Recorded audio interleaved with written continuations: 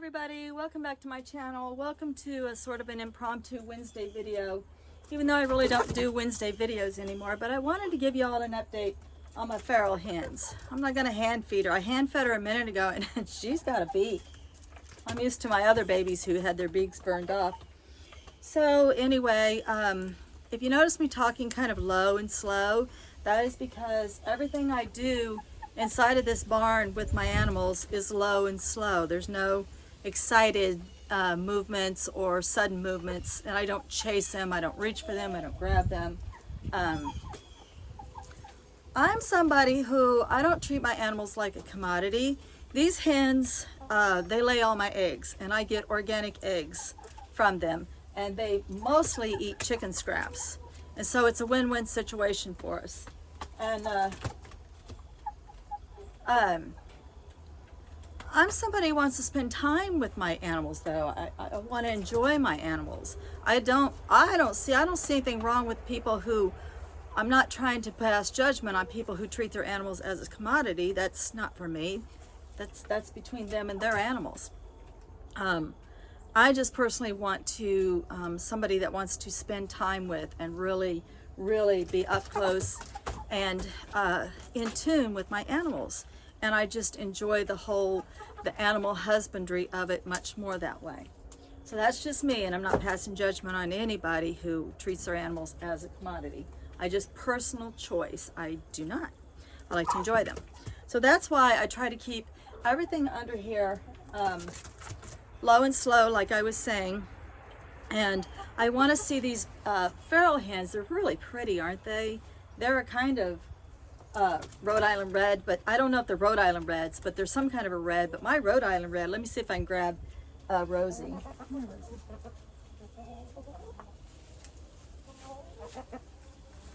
This is Rosie. She's a thoroughbred Rhode Island red that I got from Murray McMurray Hatchery.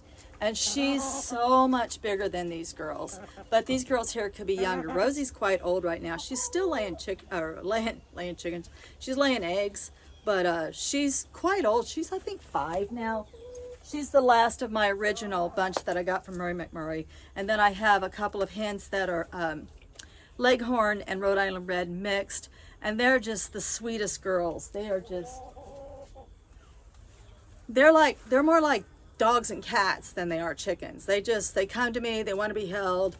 And when I scratch them on their head, their little eyes roll back in their head. And they get chicken massages. But I get really good eggs from my girls. Okay, so right now, nobody's laying eggs. Everything's still too new and wild and crazy. And they're just not, the daylight, the hours of actual daylight has shortened down. And so that's why I'm putting a light on them at night. But now it's still really warm, and so it's a little bit warm in the coop for them to have a light on them all night. But what an old-time farmer told me was that a chicken needs so many hours of daylight going through their eyes. Don't know why he said it that way, but that's what he said. Need that daylight going through their eyes to stimulate them to lay eggs. So my little flock of 5 hens right now, at the time of this video, they're not laying me any eggs at all right now. But I'm sure that everything's going to calm back down, and then they're going to start laying eggs again. At 3 hens, I was getting more eggs than I personally could eat, and I was giving away dozens to the kids when they would come down. And now I'm down to about 5 eggs, and I'm like, okay, girls, we got to get going on this. So there's plenty of little spots down in here where they can nest and lay eggs.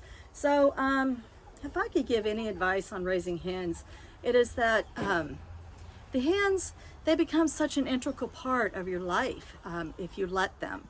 And they're more than just a farm animal.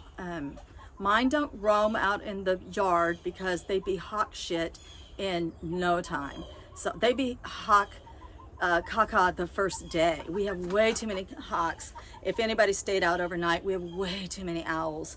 So we have lots and lots of predator birds, and that's why my beagle is trained to chase off predator birds. But really the only predator birds we see right now during the day that you actually see, because they're so well blended into the woods, I wouldn't see them anyway. I do know where hawks are, you know, generally, but they're not opposed to coming over here, you know, and dive bombing for a chicken. So Mine do stay penned up, and my dog does chase off predator birds, but he chases off those big black vultures, and they eat carrion. They don't do live kills.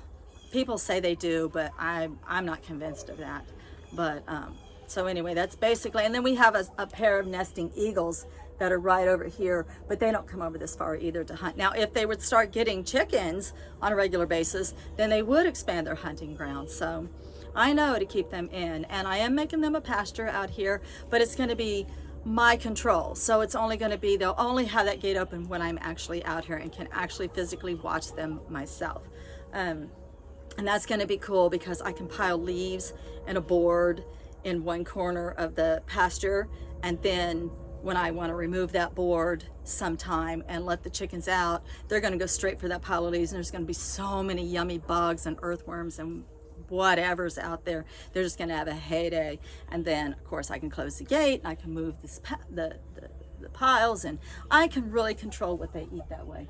So my girls are about to lay down up here. That's where they kind of like to be, is still up here. They do come down and spend a little bit more time now with the other hens, but they're still being chased around.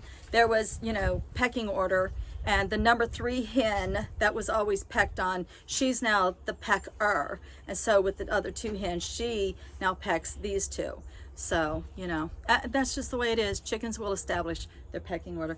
All right, guys, this is getting kind of long and kind of rambly, and I just wanted to do some chicken talk because that's kind of what I do around here. So if you have any comments about chickens, any questions about chickens, or any chicken stories you want to leave, please put those down in the comments. I love to read your comments. All right, guys, I hope this day finds you doing very, very well, healthy, happy, and many, many blessings.